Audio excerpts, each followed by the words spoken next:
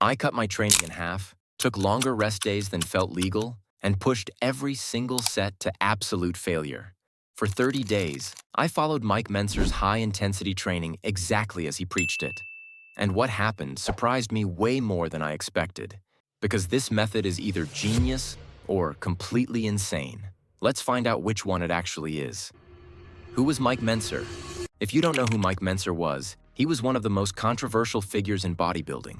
While everyone else was preaching more volume, more days, more exercises, Mentzer went in the opposite direction. He believed muscle growth came from one thing: maximum effort. And decades later, people are still arguing about whether this works or not. So instead of debating it, I decided to live it for 30 days. Here's what the training actually looked like.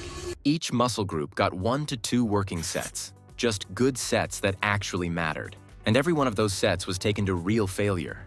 Not, this burns so I'll stop failure. I mean the kind where the weight slows down, your form starts breaking, your face looks like this, and you're arguing with yourself for one more rep. Workouts were split simply. Chest and back together. Legs on their own. Shoulders and arms together. Chest and back were paired because they don't interfere with each other much. Pushing and pulling balance each other out, and you can still give both muscles a true all-out effort without one ruining the other. Legs got their own day because Mentzer believed lower body training was too demanding, both physically and neurologically, to be paired with anything else. And shoulders with arms made sense because most pressing already hits the front delts, and arm work finishes what those compounds start. Reps were slow and controlled, with a big emphasis on the negative. And the strangest part of all, I wasn't training every day. I'd rest for 2 days, sometimes 3. And mentally, that was harder than the workouts themselves. Resting that much felt wrong. I kept thinking I was falling behind, but that's part of the system. Most workouts lasted around 30 minutes. And if you're used to long gym sessions, that sounds like nothing. One of the main techniques Mentzer used was pre-exhaustion. You start with an isolation exercise, take it to failure, then immediately move to a compound lift. So by the time you touch the bar for something like bench or rows, the muscle is already cooked. The weight feels heavier than it should, and every rep becomes a grind.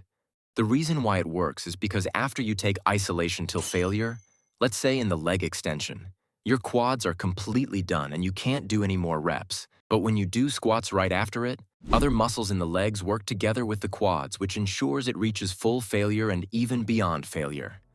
Think of it like this. It's like your muscles are giving you a spot to help you finish the reps. Recovery was unpredictable. Some days, after a few days off, I felt amazing. Strong, focused, ready to push. Other days, I felt weirdly drained without even training.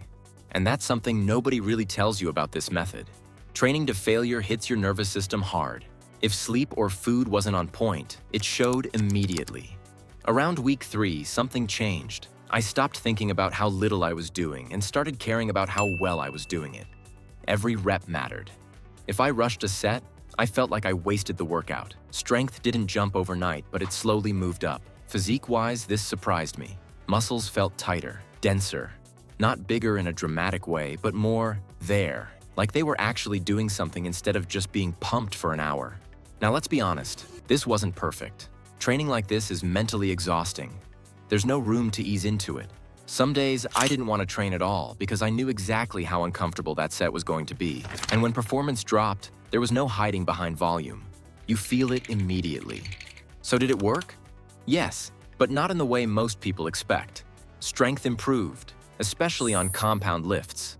Recovery worked if I respected it and punished me if I didn't. But the biggest change wasn't physical. It was how I understand effort. Most people think they train hard. After this, I realized how rarely we actually pushed to true failure before. This method is not for beginners. It's not for people who love long workouts or chasing a pump, and it's definitely not forgiving.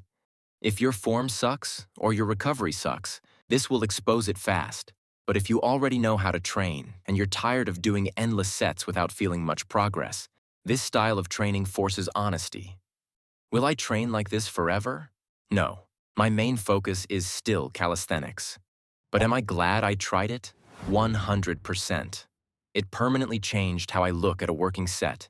Now when I train, even outside of this method, I care way more about intent than volume. If you want to see the exact workout I used, exercises, order, and how I structured the sessions, click the next video. I break everything down.